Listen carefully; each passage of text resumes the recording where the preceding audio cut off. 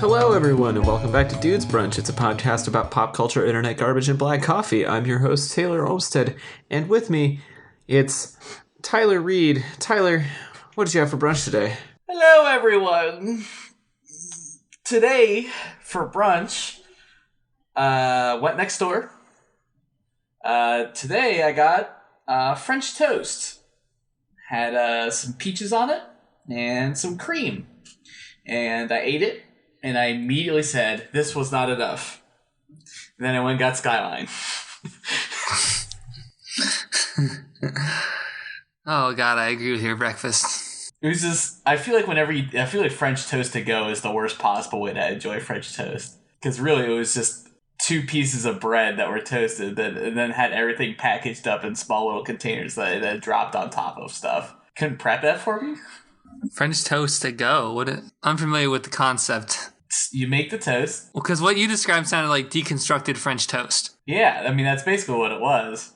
I feel like there's, I went and got a chicken waffle a few weeks ago, and they just gave me hot sauce and syrup. I'm like, you couldn't have applied that to my thing? I mean, I guess they just don't want it to get all soggy when you get home. But the way you made it sound like it was like they put a little bit of egg on some toast, and then they just kind of slapped it in there, and they're like, okay, well, get it when you get home. I mean, that's basically what it felt like. I feel like they didn't really French toast the bread. I felt like they just had some toast. And it's not really French toast, it's just toast. Yeah. So what you're saying, Sean, is that you agree with my assessment that it was not a good idea. No, I totally agree with your assessment, and Skyline would have obviously been a better choice. I made a terrible mistake. That's not true. I should have got my get a sandwich. Did you learn a valuable lesson? I did. There you go. It wasn't wasted.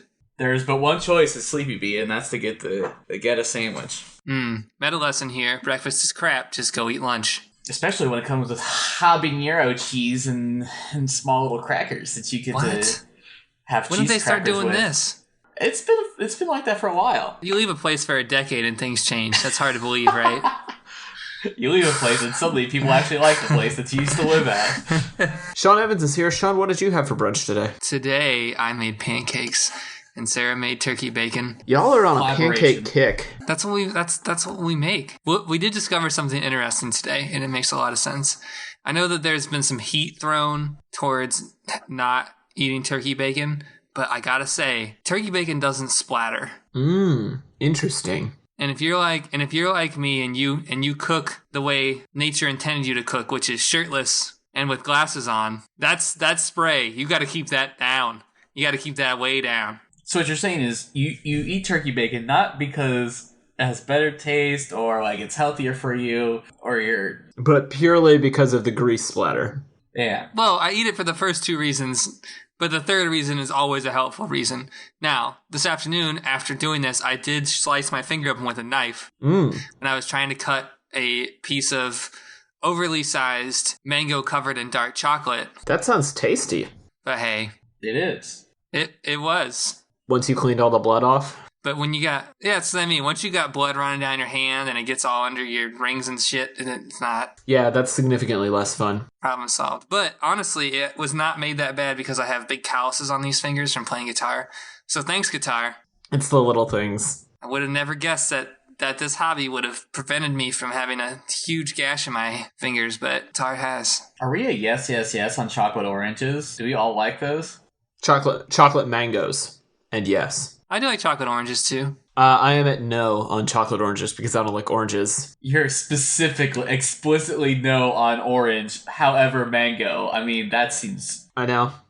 They taste different. They do, and I'm much more of a mango person. I mean, of course they taste different. Mangoes don't have pulp. That's exactly the thing. I don't like the texture of the pulp. Today on Mangoes Don't Have Pulp, mangoes don't have pulp. Tyler, why is your face so like, meh? I just feel like oranges and mangoes are Your disapproval is palpable, and so I feel like we have to move on. They're both tropical fruits. You're like... chocolate covered apples, fuck that. You're like, all right. I mean, I can get behind that, but you're like, no, this slight variation of an orange. You're like, yes, this is better. Oranges, fuck that, no way. You're right. It's the okay. Have we discussed this? Are you a pulp in your orange juice person, Tyler? As a child, I was not, but I can appreciate the pulp as an adult. Okay. And Taylor, do you drink pulp in your orange juice? I do not. See, we already had this conversation because I feel like we run the gamut on this one because I'm like 100% of the pulp 100% of the time. And Tyler's like, okay, I can do it. But then Taylor's like, no, I need my grape to be tang flavored. 140 episodes in, we're finally recycling old material. I feel like we've reached true podcaster status where we're doing follow-up on our own topics because we can't remember what we talked about. Anyway, I'm your host, Taylor, and for brunch this morning, I made a breakfast sandwich. I had some spicy sausage and a fried egg and some cheese on toast. It was very good, and I had some coffee. It was just okay. Protein. Protein, indeed. Yep, good times. Remember, kids, turkey bacon doesn't splatter as much. It still splatters, just not as much of that big splatter. Don't order French toast to go, and fuck oranges. Taylor hates oranges. Mangoes are different than oranges. He might like oranges, but not like that. Good enough for his hair, not enough for his food. Also, crunchy peanut butter, not smooth. Crunchy peanut butter, not smooth. No, that's the truth. What? You're an enigma, Taylor. What? I am an enigma wrapped in a mystery. Taylor. This is not Peanut follow. butter, peanuts in the peanut butter, chunky peanut butter. Is that pulp? Yes or no? No. Yes. Totally different thing. Yes, there's too much peanut pulp in my peanut butter, sir. I'm going to have to ask you to smooth that out. Not all solids are pulp. It's the same type of situation, though. Not all solids are pulp. It's the same vessel. It's different. That's going to be the campaign slogan in 2020. Not our solids are pulp.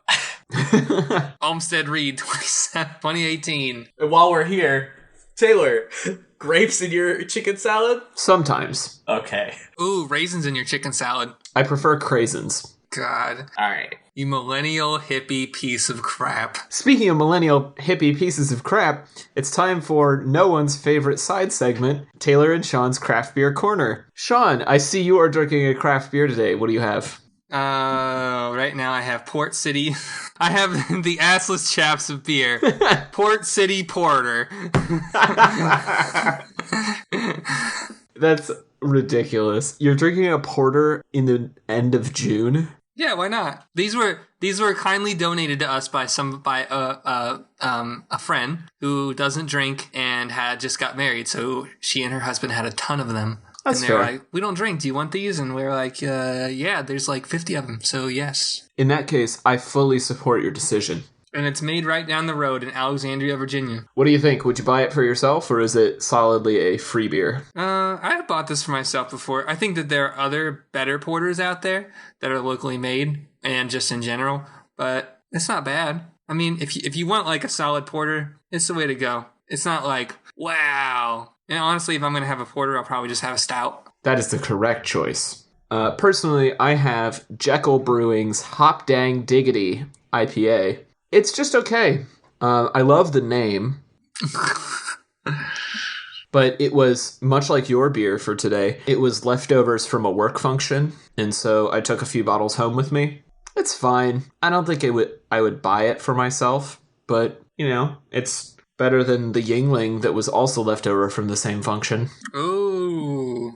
I'm not really a huge Yingling fan. Like, I'll drink it. So, Tyler, what kind of craft cold brew do you have? I am drinking an ice pour over of Deep Rooted Summer Punch, which is a Ethiopian bean, and it has, let's see here. What are the notes? The notes are of peaches, flowers, citrus, and berries. I'm in support of that. It's the first, it's my first cup of this pound I just bought. So I kind of got to adjust my grind a little bit. So it doesn't taste super the best, but it always you kind of got to fiddle with it. I really didn't feel like making a second cup. Gotta And adjust just my throw grind. one out. That is interesting though. I do like my like fruity noted coffee, particularly in an iced coffee. Yeah. like those Ethiopian blends. I mean, that's usually the best way. You really want to get, when you're making it cold, you really want those kind of notes because it kind of gels a little bit better with the ice process. Whereas something's like earthier, it's generally, I don't know, it just feels like it's not going to taste right. Listeners of the show don't know this, but could you tell us more about your summer beanie? My summer beanie, hold on. Yeah. Oh, is it a hat? It's actually a baseball hat. Oh. That What does it say on it? I was just wearing very silly. Oh. But it's from where I thought it was a beanie. It's from one of the shops I work at, and it just says Cincy on it, so it's like vaguely like Bengals inspired. Oh. But it's a black hat, and I needed a new hat. So legally distinct. Yes. But still... That's correct. Not completely distinct. Cincinnati, with it's like the LaCroix of the Bengals. The watered down version. It's a hint of Bengals. Oh, on that note, callback episode to LaCroix Boy. I did find out what peppermouth is. Oh, what is it? Grapefruit. Really? That's disappointing. Is that what it's just a different name for it? Apparently. Man, that's so disappointing. In other follow-up, this week, the Gaslight Anthem released the 59 Sound Sessions, which is a collection of acoustic demos and leftovers from the 59 Sound album recording session from 10 years ago. It's hard to believe that album is 10 years old. Whoops. I was going to say, you mean an album that's 10 years old? I know. That's really the most shocking thing about this. They're doing some shows this summer where they're playing it from front to back, but they're all up in, like, the Northeast. I think there's one date in D.C., Sean, but everything else is, like, Boston, New York, New Jersey, that kind of stuff. That's all right. Are they touring with Springsteen or something? I don't really know. I think it's festival stuff. Wouldn't that be something? That would be good. I would be very down for that. Well, that's exciting. That's so fun. Do we have any other follow-up? Gorillaz released the last song before they release their album that's coming out this month. What's it called? I forget. He doesn't remember what it's called. I don't remember what it's called. What is its name? It's called Hollywood, featuring Snoop Dogg and Jamie Principle. Nice to see Snoop Dogg hanging out with Gorillaz again. Yeah, it's definitely not like his previous performance. As a matter of fact, I can't tell where the Snoop is in this song. Really? Having listened to it multiple times. Interesting, okay. Well, I haven't heard it yet, but I'm excited to check it out. I'll make sure there are links in the show notes as well. Great.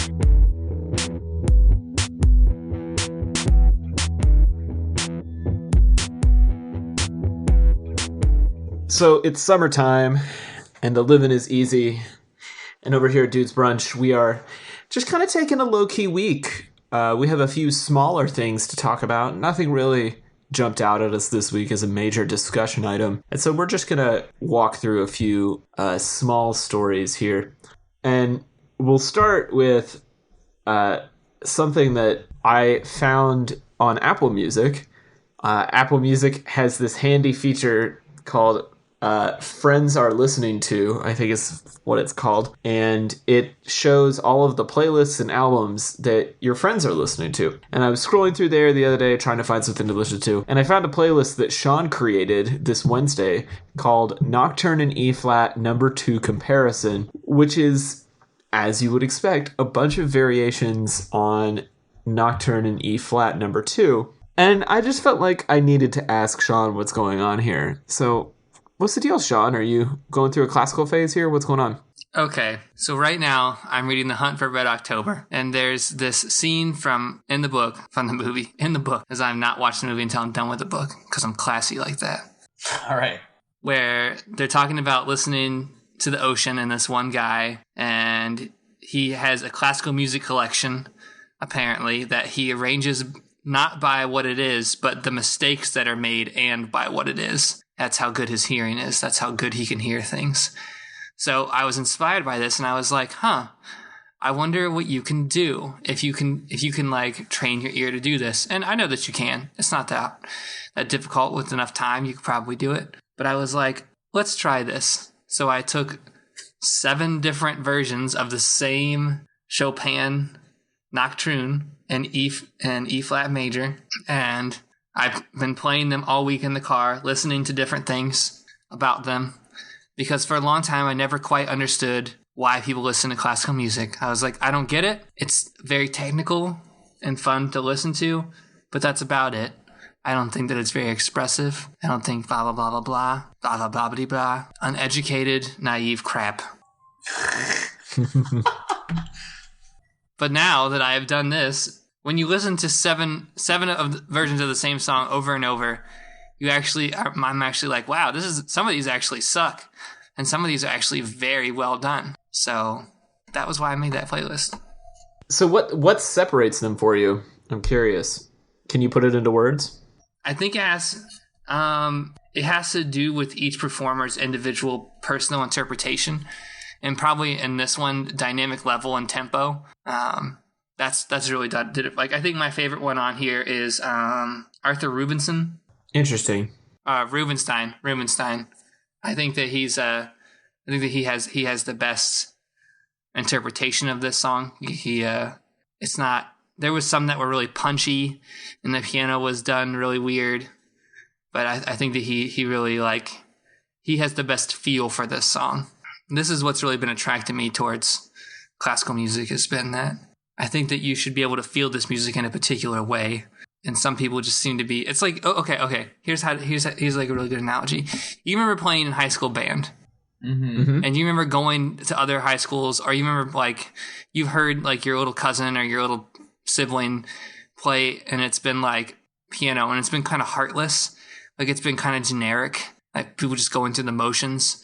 But as you've grown up and you listen to music, you can get the nuance. You can kind of understand how music breathes and flows and moves and has a spirit. And as you've played more music, you understand that there are different ways to play it, and there might be one way that feels better than the other way. And that's basically what I'm getting to now. Yeah, I think that's really interesting. I, like you, have never really been a huge classical music listener, but I have in recent years started listening to music more in that way. Last fall, when I was over in the UK, I was reading this biography of the Beatles while we were in Liverpool, and it was covering kind of their early years when they were mostly playing covers, and reading about the way that they picked songs to cover and why they would choose certain songs, and then going back and listening to those records and hearing their version of Twist and Shout compared to multiple other versions, including the original. It's really interesting because you're right. There are impressionistic choices that to most people, that all sounds like old rock and roll. It's all kind of the same. It all vaguely sounds like Elvis. But I think the reason that certain artists or certain versions become more popular is those tiny choices. And in some ways, for me, what makes the early Beatles so interesting is that they made really bold, impressionistic choices that worked, whereas other artists, maybe played it too close to the original and it was kind of boring and it never really broke out. Mm-hmm. And so, yeah, I'm interested in taking that approach in listening to classical music. I kind of want to go through your playlist now with that ear in mind and think about it. I feel like it's a little bit easier to listen to it in your car as well. I know I've said this before on the show. I made this particularly for my car because I feel like when you're in your car, you can actually get the feeling a little bit better. Headphones are great, but I mean, when you have a bunch of speakers that are actually placed out around you, that you can actually get a better sense of what's going on. That's just me personally. I honestly shopped for that when I was looking for a new car. I was like, no, but what does the stereo sound like? This is actually very important because I can't drive in cars that have crappy sound systems. It hurts me. It matters. But the other thing too, I feel like, okay, so all of us have been brought up. We were socialized in rock music, so we kind of understand this. I think the reason that I chose Chopin is also because I like Chopin, but when you cover Chopin, you're a lot more likely it's going to be done on piano. So you're really going to have to listen better. You can't really stylize it. If you played it on classical guitar, or there was some a symphony one I thought about putting on here, but I was like, no, piano. That's how I want this to be done. I want to be able to listen to the differences in the piano. Really make it something to listen to versus being the symphony one is just fantastic. It's done with the symphony. There's so much more depth, but really listening for depth in piano. Yeah, it's almost like taking the song down to its elements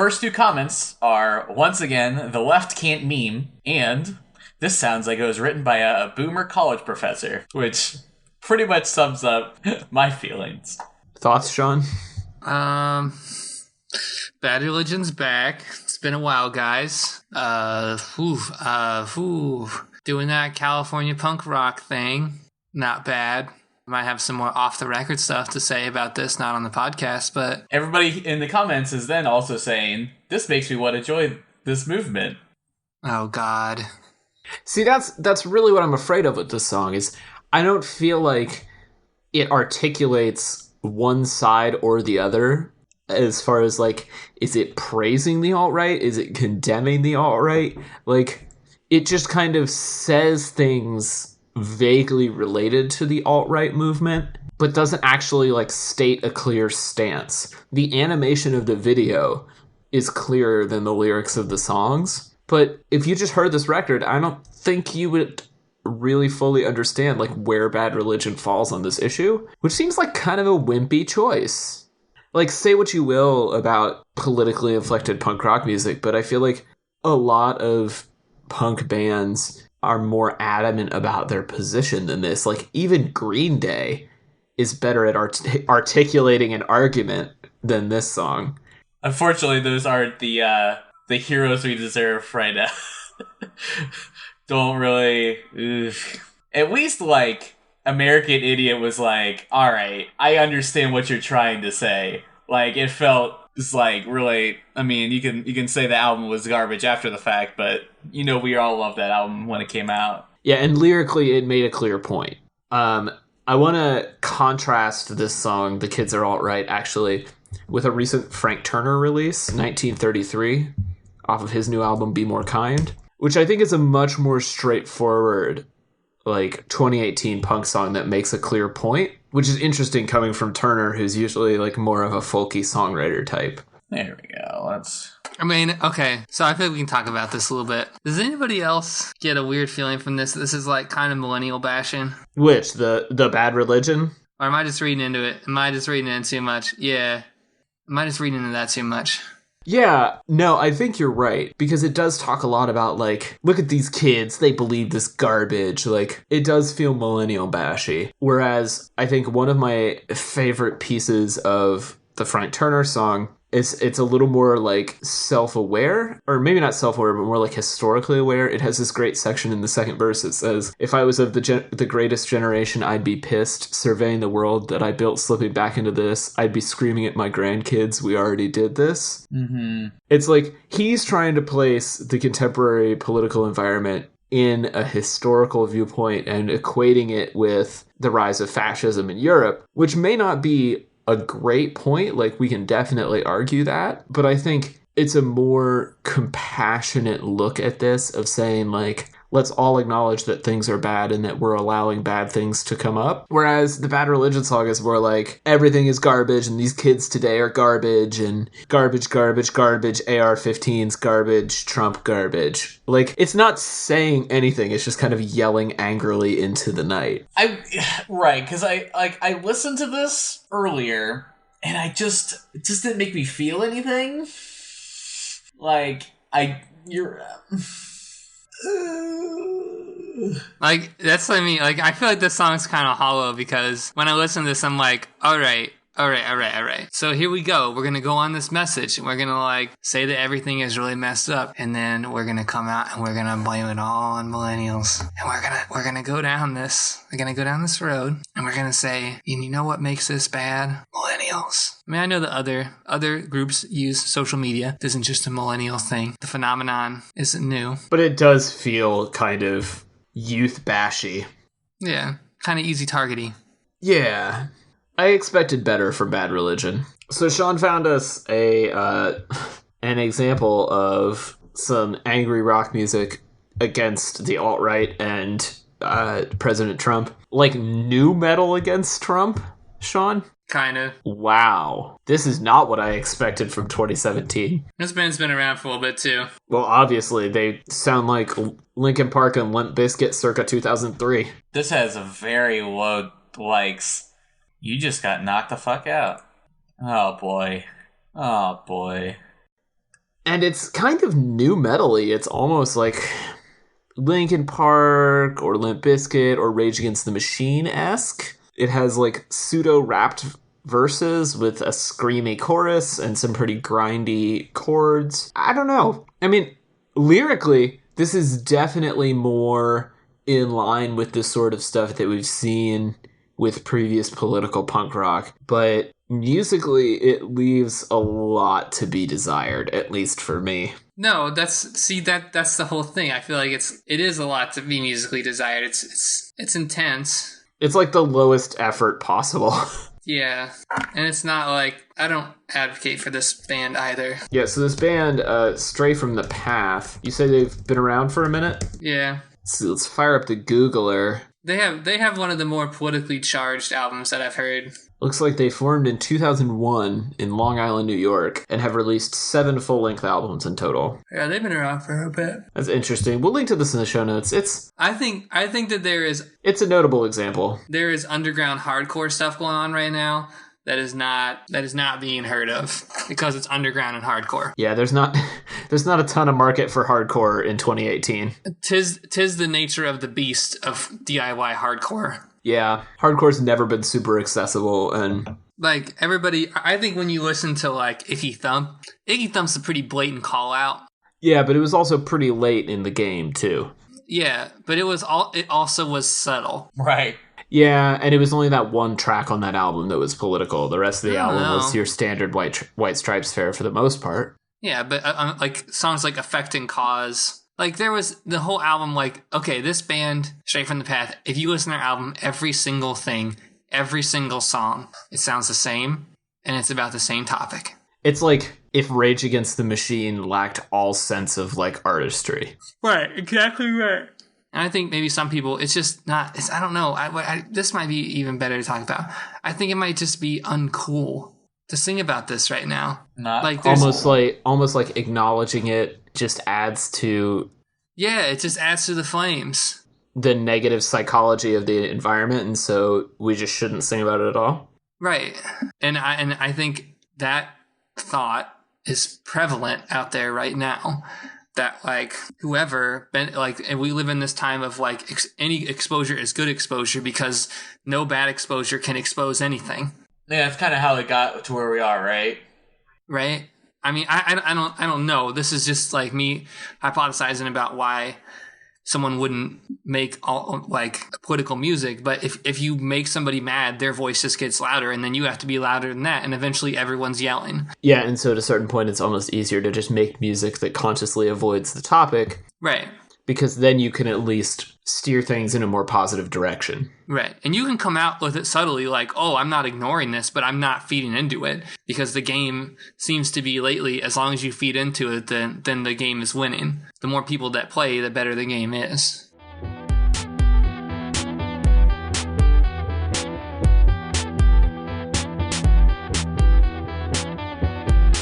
So, this week in Internet Garbage, I have a thing that I've been hanging on to for a little bit. This is a video called Big Corner, and I would encourage you to open the video description as you watch it because, well, watch it through once and then watch it again with the video description open because there are lyrics. Yeah. Oh, good. They told me I was the best in the world. Big Corner. I don't believe them. Oh. This is why I live so big. I got crazy pay just yesterday. Half of the month, I don't even play. Don't get played out on the corner blocking. I'm rocking back toxic pocket stockings. And I believe in everything. But I remember when the corner was spread out like mustard on a pen. Didn't eat it but licked it off like it was a hot dog. Got the relish going so soft. The mustard feels good in your throat. Try some ketchup. You're as big as a boat. So as I said, if you made it through once, rewatch it and read the lyrics as you go. Right after this, the hardest button to button came on, so I'm watching this right now to help me feel better. Yeah, it did for me too. Either one of you, explain to our listeners, maybe paint them a word picture what is Big Corner? Big Corner is a rap song by a guy named Bank Bank who doesn't really have quite all of a face, but is also very much into like early Sega/NES games, and he loves putting some kind of paint infrastructures together, some what I assume will be buildingscapes. But he kind of looks like Anthony Fantano if he was more mousy. Yeah, he's kind of this like bald-headed guy who superimposes his face on Microsoft Paint or Sega Genesis images, like Sean was saying. And this is just a 55-second little rap song. I honestly couldn't even tell you what it's about because it makes no sense whatsoever. I think he wants a sandwich. I do think he wants a sandwich, Tyler. Because a sandwich is a hot dog. I think you're correct. I mean, it's pretty short, so we could just kind of walk through parts of it. In the first, I guess, movement of Big Corner, there's a face in the sky, and it says Bank Bank, and they said he was the greatest, but he don't believe him, which, I mean, kudos to him for being kind of grounded, kind of down to earth, I guess. And then there's like a Sega Genesis-y thing that says, "This is why I live so big." And then the rest of the song takes place on the titular Big Corner, where Bank Bank talks about getting crazy paid yesterday and how he believes in everything. And then he talks about how the corner was spread out like mustard on a pin. He didn't eat it but licked it off like it was a hot dog. And the mustard feels so good in your throat. And you're as big as a boat. So, yeah. Any thoughts, guys? Oh, Taylor, you did it again. You did that thing where you're like, why would someone make this in 2018? And then I look and I say, this is 2010. You're like, this is a baby video. This is a video from a very long time ago. This is a baby video. It's very old. This is when we didn't know what the YouTubes were for. When we barely had tubes that went to the YouTube. When the video was a minute long because you'd have to buffer it for 3 hours, and then you're like, oh, all right, this better be good. There was YouTube before there was a lot of tubes. Yeah, there weren't many tubes back then. Yeah, it's interesting because it does feel like a piece of 2018 cringe, but it's 8 years old. However, I would encourage you to click through to Bank Bank's channel, and you'll see that he's been surprisingly active. He's been uploading really ever since then, up until about a year ago, and they're all pretty much in this style. Take, for example, Custom Divorce Robot, a 7-second long video from last year, or from 2016. Goodness. Which I don't really know what he's trying to say here. I feel like, when you see someone else online, through the anonymity of the internet, I've sort of developed this theory that you just can anticipate whoever it is that you're talking to or seeing on the other side is someone that looks just like you and lives a very similar but different life than you. You know, they put their pants on the same way as you and they go to work. Until you see things like this, and then you truly are like, are these people like me? Am I living in a simulation? Are these people? Is this an AI creating randomly assorted fragments of animation and words to make experiments? I just don't know. It reminds me in some ways of Sprinkleman, which we covered in the past. These kind of weird, surreal, short videos. Except this is a much longer scale project. And they do have this kind of like almost paper rad-esque like cultural digging to them where like it's found elements from different parts of pop culture. Like I see what Bank Bank is trying to do, but I don't fully agree with some of the execution. Sean, what do you think? What do you mean? Like, what do you think of Bank Bank's body of work here? If you're just like clicking around, looking at various things. No. No? Hard pass? No. Sean says, I have so very few minutes of my life where I could just spend just mindlessly viewing content. You might get like a solid P at a hard pass, but like that's about it. I mean, how can you not love just a short little video like Chef Party, though? I think what's more interesting, I say, fuck this. Taylor, why do you keep showing us these videos? What draws you to this stuff? Why are you excited about this? Because you keep doing this. You're like, here's someone who likes to make weird stuff. Let me force you to watch this because this is your entire life, Taylor. This, in some way or another, you share weird stuff to people. And that's why you really want to make this podcast, is because you have thousands of these videos and you're like, I need an avenue for showcasing this stuff. I feel like for this particular video, it really kind of pushes a certain button for me, right? Like, I, for the longest time, have been really interested in kind of like pieces of multimedia collage, right? So like taking found footage and manipulating it and doing weird things with sampling and loops and stuff. And there was this movement in the art world a while ago to do that kind of stuff. I referenced Paper Rad earlier, who were an art collective, I think based in New England somewhere. I don't really remember. And they did these like massively long, like hours long compilations of found footage and animation and weird stuff. And I just found them really like bizarre and fun and kooky. And some of the people from Paper Rad ultimately ended up working on a Cartoon Network show called The Problem Solvers, which got canceled very quickly because it was super weird. But that kind of like postmodern sampling influenced approach to video is really interesting to me.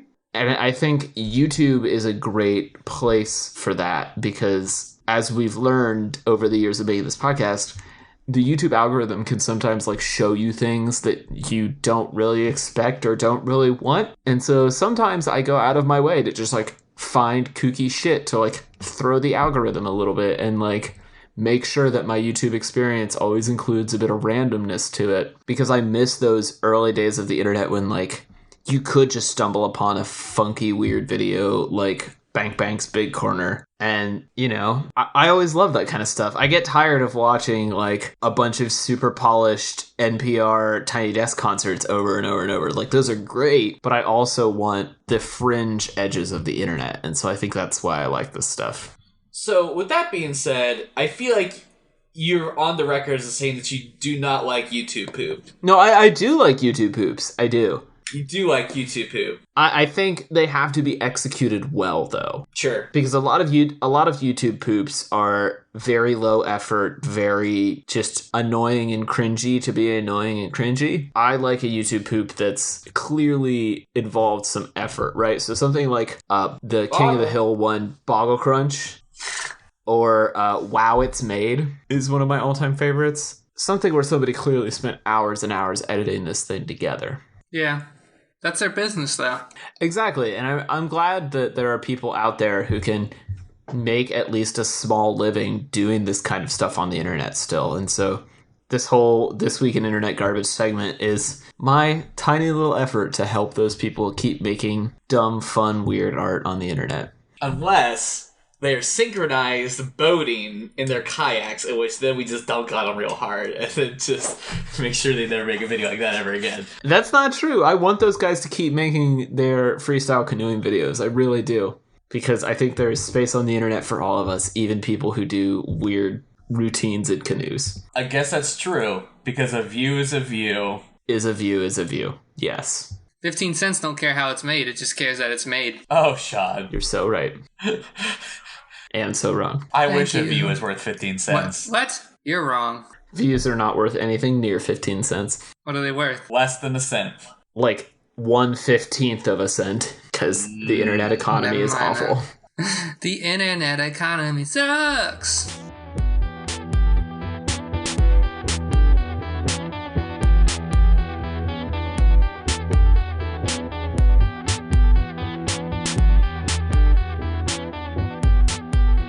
And speaking of which, it is now time to round out the podcast with a round of shameless plugs. Tyler, if they want to support the weird stuff that you do online, where can they do that? Hey everyone, you can find my design illustration work at tylerdeary.com, and you can find me on socials as tdesign on Instagram and Twitter. Making lots of posted art. Been trying to make just more content on the Instagram, so follow that. Let me know what you think. Sean, if people want to talk to you about the various phases of Jack White's facial hair, where can they do that? Hit me up on Twitter at realcashhotter.com. And if you have some really funky, weird YouTube videos that you want to subject our panel to, you can tweet them at me at TC Olmstead or at the show at Dudes Brunch. If you really like what we do here, you can leave a review on iTunes, Google Podcasts, or recommend us on Overcast. And we'll talk to you all next week on another episode of Dudes Brunch.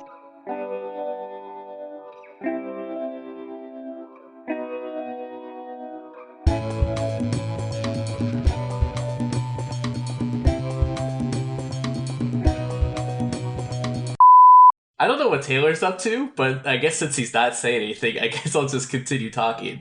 He keeps looking to his left and taking his earphone off or something. I swear it sounds like there's a Formula One racetrack outside my window right now.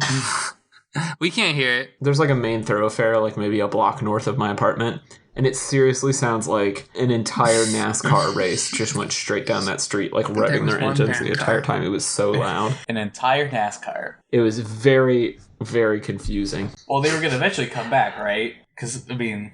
I hope not. They check in about 10 minutes to see if they come back through. If they make another lap.